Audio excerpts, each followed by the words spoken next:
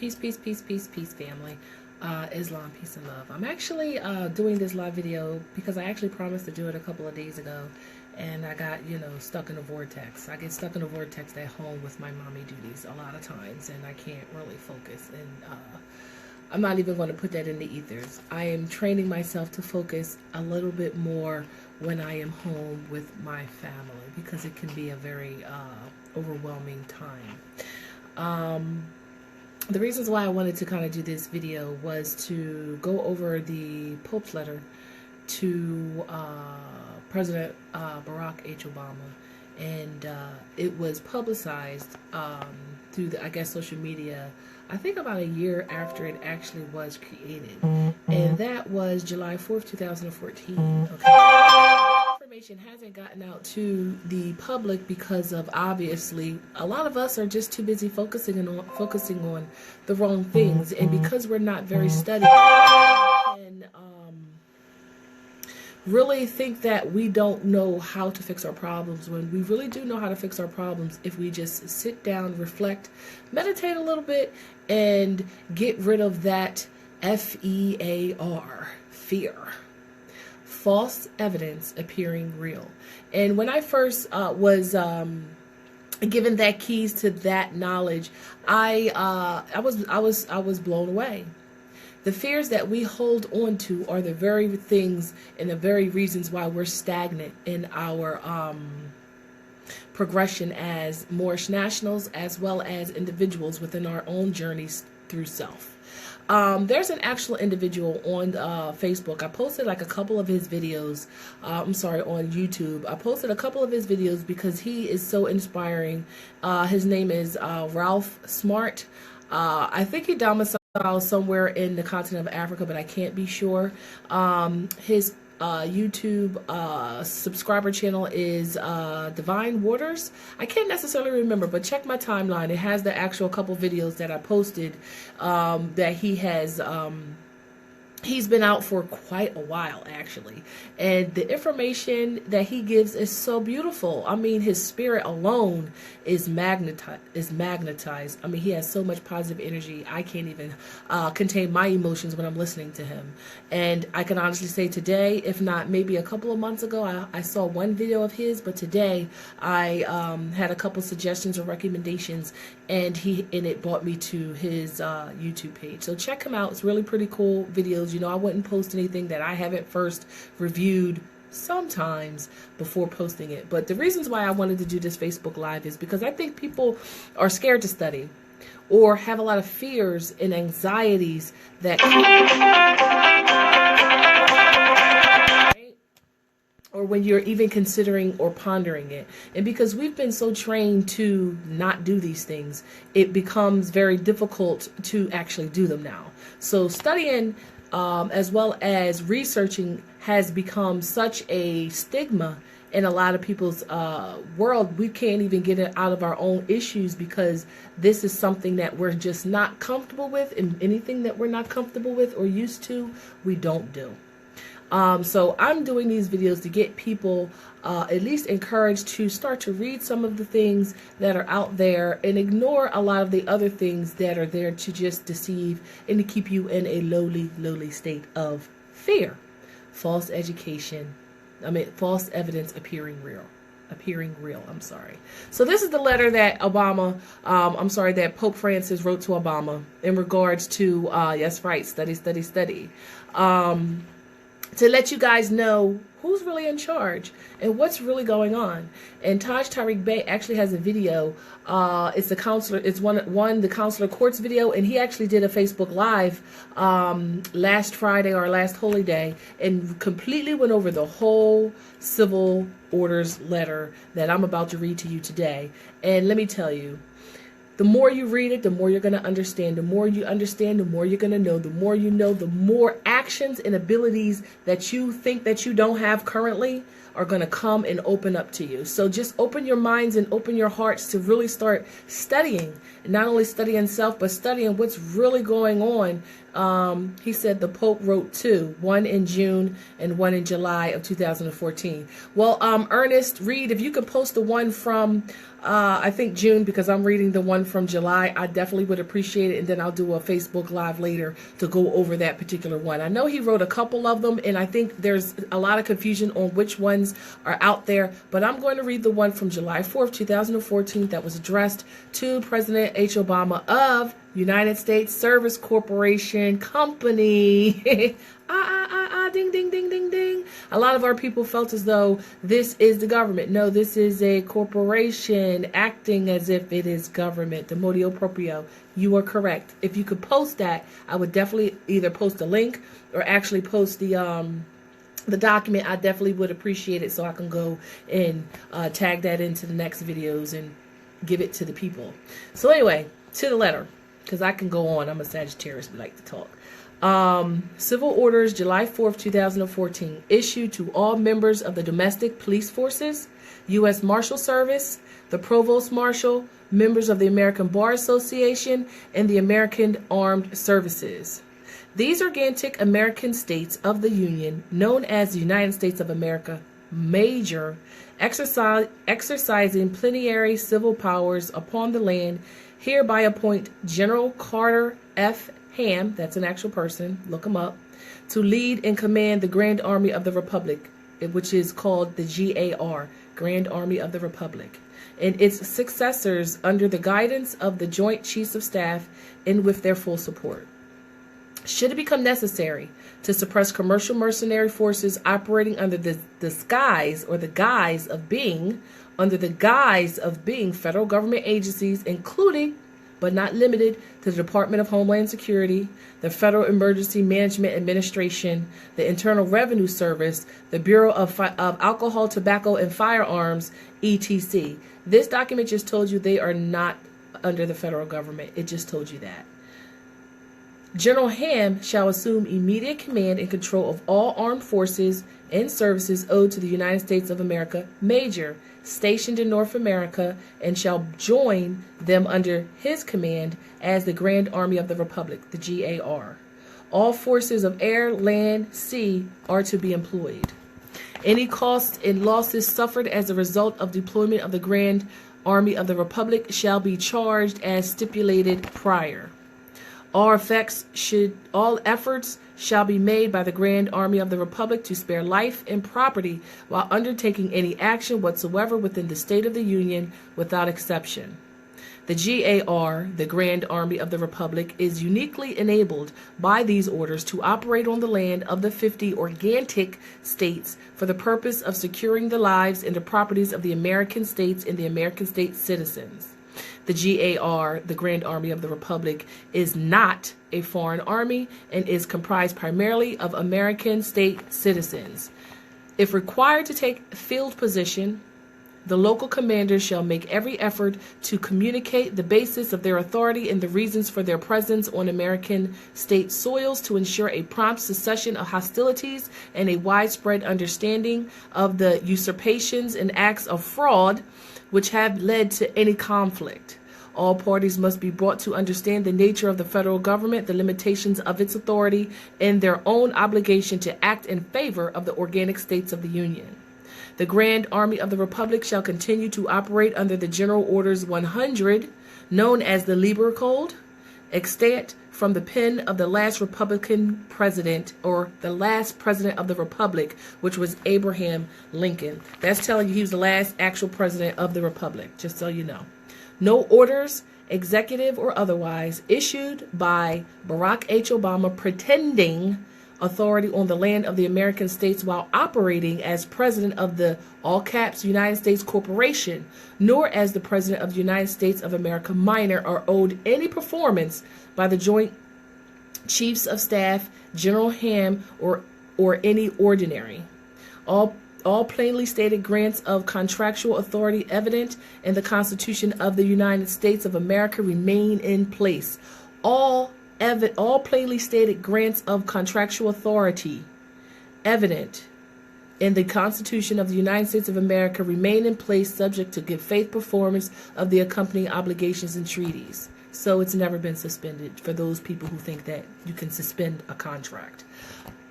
Mr. Obama is the president of a governmental service corporation under contract to provide stipulated services to the organic states and is on their payroll. He otherwise acts as a foreign dignitary representing the United States of America minor. In neither of these capacities is he allowed any granted authority to impose upon American state citizens, endanger American state property, or command mercenary forces on American state soil, however veiled as federal civilian service agencies. We require the Joint Chiefs of Staff and General Ham to commence measures to disarm federal civilian agency personnel and to seize control of the vast stockpiles of arms which have been improperly amassed by the Department of Homeland Security, FEMA, and other agencies employed by the United States Corporation Company. The only federal agencies allowed free egress on the land of the American states is the U.S. Marshal Service, and then only when when their personnel are engaged in their duties to protect the U.S. mail and sworn to act as constitutional officers. So they're supposed to know the laws. All other federal agency personnel are limited to unarmed service until further notice. Seems a lot of people are running around here with actual lethal weapons on their holsters, claiming to be federal governments of a union they're not even a part of. So wouldn't that be fraud, y'all? Just so y'all know. Where about? The only federal agency allowed free egress, I did read that, sorry.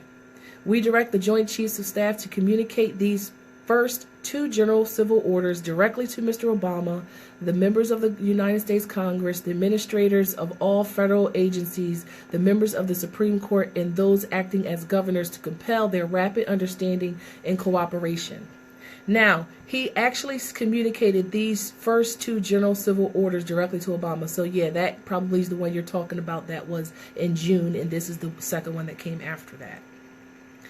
Any expense or damages incurred by this organic states or any American state citizen as a result of actions undertaken by a federal agency personnel acting as armed mercenaries on American state soils will be understood as the result of violent crimes committed against the peaceful inhabitants of the land and will incur immediate judgment liquidating the assets of the International Monetary Fund and the Federal Reserves. Federal Reserves, all capital letters, in payment of the stipulated reparations. Such crimes shall also be considered contract default, increasing the public debt subject to bounty. Now, this is the one y'all got to listen up a little bit clear on. This one right here.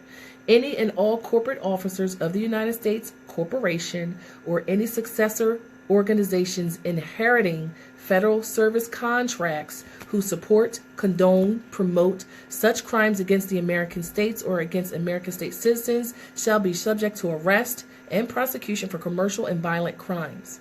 All foreign officials operating as elected or appointed officials of the United States of America minor who support, condone, or promote such crimes against the American states or against American state citizens shall be subject to arrest, confiscation of their assets, and deportation to Puerto Rico, Guam, or such other states as may be willing to receive them. Such foreign officials include members of the American and British Bar Association who were licensed to act as privateers against the interests of the American states and the American state citizens from 1845 to 2013 in flagrant breach of trust. All such licenses are extinguished. All such licenses are extinguished. All such licenses to practice law or an attorney are extinguished. So none of these individuals sending you letters in the mail acting as if they have some type of jurisdiction have it anymore. They've been taken away by their boss. Members of the Bar Association are required to cease and desist assaults against American states. That's you, Asiatics. That's you, copper-colored individuals, inhabitants found here in Americas when the foreigners came over here. All members of the bar associations are required to cease and desist. Assaults against American states and American state citizens shall be subject to arrest, confiscation, and deportation otherwise. Insomuch as corporate officers operating the United States of America incorporated in the United States, all caps, have contrived under conditions of fraud and semantic deceit to revenue the estates of the American states, and living American state citizens to foreign jurisdictions of the United States of America Minor. They are found guilty of capital crimes, including acts of fraud and treason committed between 1933 and 1945, and are condemned posthumously, meaning condemned from the beginning, from the first act. Insomuch as elected officials operating the United States of America Minor have similarly committed war crimes against the American states and their peaceful inhabitants during the same time period, they stand condemned from the beginning. No enforcement upon any state, American state, or American state citizen is owned as a result of any act of Congress operating as a foreign government of the United States of America Minor, nor as the board of directors or board of trustees of any incorporated entity whatsoever. All those estates and estates erroneously believed to represent the American states and American state citizens, in which were conveyed by fraud and legal deceit to the United States of America Minor, and more recently to the city-state of the United Nations, are revenued, meaning returned, without exception to the geographically defined states of the American state citizens, where they shall remain in perpetuity as assets belonging to the rightful and lawful beneficiaries. All legal fiction entities, however structured and named after the American states and the American state citizens, are returned to them in their control, free and clear of any debt, promise, encumbrance, or obligation alleged against them as a result of the false claims made in their behalf by officers of the United States of America Incorporated and the United States Inc., or by any other foreign officials operating the United States of America Minor or the United Nations city-states falsely claiming to represent them or have jurisdiction over them. That told you a lot. I might read that again, but I'm going to finish the whole letter. We note that the current circumstances is in part a result of criminal acts engaged in 150 years ago, which resulted in the commercial enslavement of African Americans, even though we're going to change that to Moorish Americans, who were summarily claimed as chattel property, U.S. government debt, backing U.S. government debt in the wake of the Civil War. Despite every act of abolition and prohibition against both peonage and slavery, it has been the policy of the U.S. government to enslave its citizens and to operate as a rogue state among the nation of the world. Instead of freeing Moorish Americans, the sum total result of the Civil War was to vastly expand public sector ownership of slaves, giving rise to the outrageous and improper claims that have been made against the American states and the American state citizens that we are dealing with today. It is uniquely fitting that the Grand Army of the Republic is recalled to settle these circumstances in favor of the people. The right to act comes with the responsibility to act. So this document tells you that it's pretty much freeing you. This document right here gives you a lot of ammunition. But the most important thing you got to realize is that this document is not going to give you anything if you don't first get yourself out of that U.S. corporate citizen status.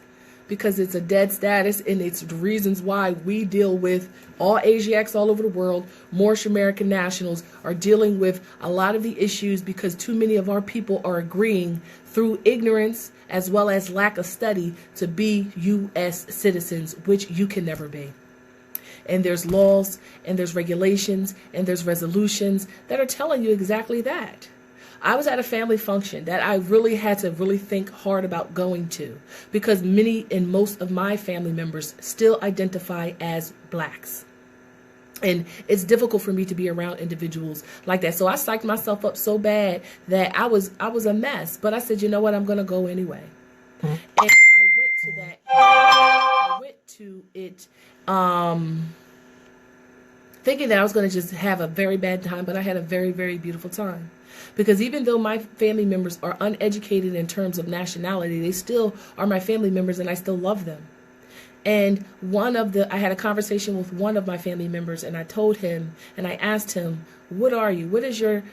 How do you represent yourself? And he said, I'm black. Our people say it so clearly. I said, who told you that you were that? And he had to think for a minute. And he really thought I was asking him a trick question. And this is how our people have been so miseducated through the public educational system, which was created, and which sole purpose is to dumb your children down so they will stay subservient to Rome. But not necessarily to Rome, because Rome just said, oh, y'all got to stop doing what y'all doing, right? So now it's subservience to those individual families that have been making so much finance off of you, be it they Asiatic or be it they Roman or Albion, are making finances off of your ignorance, and won't continue to do it until you stand up for yourself and claim your nationality and fight them in federal court. Because what we got to realize is that once we get them in that venue, it's over. Once we get them in that venue, the U.S. Marshal is required to do his constitutional duties. And that constitutional duty is anybody who's violating the treaties or the Constitution are in violation, are treasonous, as well as fraud. And this document said right here, anybody who's found to still partake into this type of activity is getting exported out of here, especially if you ain't from here. You're either going to Puerto Rico, which is going through its stuff, or you're going to Guam or any other place that will receive you. That's even if you get a chance to just go away, even if you do get that opportunity. So I'm saying all of this to say we need to be having Facebook Lives about this type of information. We need to be having Facebook Lives talking about where the power is. The power is in this hand and your hands. But it's only in your hands when you claim your nationality, your Moorish heritage. You're not black people. You're not African American. You're not Negroes. You're not colored. You are a Moorish American. You are home. This is Morocco. And this document is giving you all the power you need. As well as keep up the great work, sis. Islam. I mean, we got to do our job. You know what I'm saying? Like, this is the only thing I talk about all day, all night. You know, I'm researching, trying to find me, trying to find everybody, but trying to find me ultimately. This is so much information. I don't even know how. Half of the time, y'all, I want to like literally fly away. I just want to literally fly away because I have so much energy from all of the things that I've learned within the past couple of years, as well as all those studious grand sheiks and sheikesses that's been giving me so much information. It's just powerful.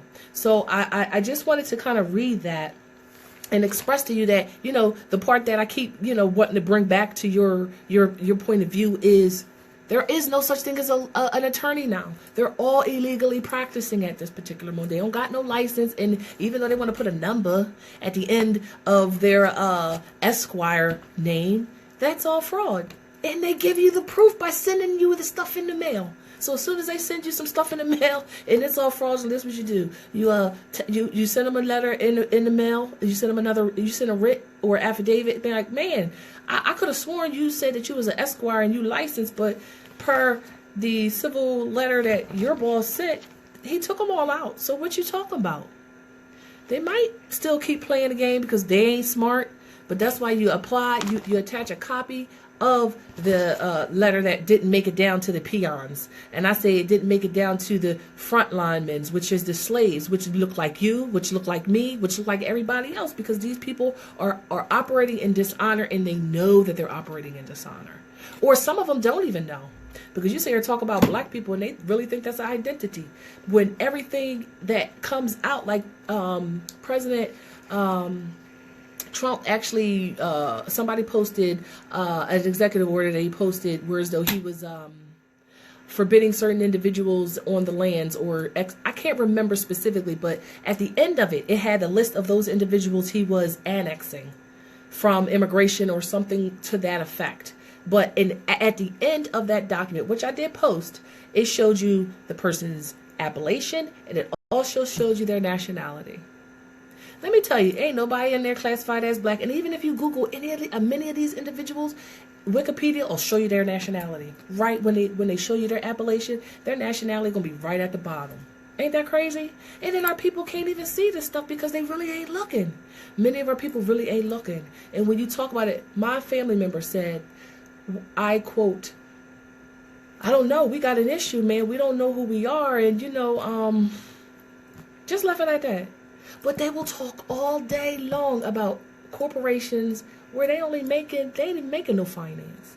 They'll talk all day long about football, about basketball, about movies, about TV shows, about the corporations that they work for, but won't ever talk about what's up with you, what's up with me.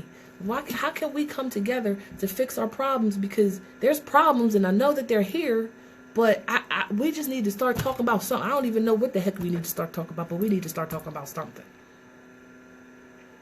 So I learned a lesson when I went to the family event. I learned that I still love my family, and they're still beautiful people. They're just ignorant. And the only way you're going to change that is by, unfortunately, going to family events and starting to slowly talk to those who are willing to listen. And correcting them when they try to call you black. Like, no, I'm a Moor. And that alone they'll open their eyes like, what you talking about? Like, 2 years ago, I had a family member who, we were at a hospital seeing another family member. And first thing she said was black. I was like, I ain't black. And she was like, well, what are you? I was like, I'm a Moor. Well, what's a Moor? Who I am? And I left it at that because it wasn't the proper venue. It wasn't the proper situation. But if she would have inquired a little bit more, I would have told her. I was like, I'm a Moor, and that's my nationality, and I am not a black person. And if you want to self-identify as that, that's fine. But you cannot denationalize people because of your ignorance. And that's what our people do. They denationalize you, as well as celebrities, all these people on social media calling you black. Stop using the damn language altogether. If you know you're a Moor, and you know this person's a Moor, and they identifying as black, still call them a Moor. Eventually, it's going to stick, just like eventually black stuck because people didn't know. It was just like a social thing, like, oh, okay, this is what we're called now. All right, this is who we are. No, you're a Moor. Call your families Moors. Let me tell you, I can honestly state this for the record. Since I've been getting this information, I classify or identify our people as blacks at all. And it's so funny because I have people who are constantly in my atmosphere, and the first thing I always say, that literally, let me tell you how cool this is. When they talk, they say, yeah, this Moor, and they not nationalized, and they not claiming it at all, but they say, oh yeah, this Moor, yeah, I did, like, verbiage, so it does make a difference. So you change your verbiage with them in terms of calling them a Moor, your nationality is Moorish national, they will change their verbiage. Because they do it. The people that I talk to all the time that are not nationalized or claiming their heritage, they say, oh yeah, there's more down the street. It's contagious, y'all. It really is. And for a lot of our people, because they're not putting that time in to study, are learning through you. You know what I'm saying? So for those people who are individuals, how you doing, Wilbert? That's my one of my family members. How you doing? Watch it from the beginning. It's very enlightening. But I just wanted to give you some fire. And some energy and all of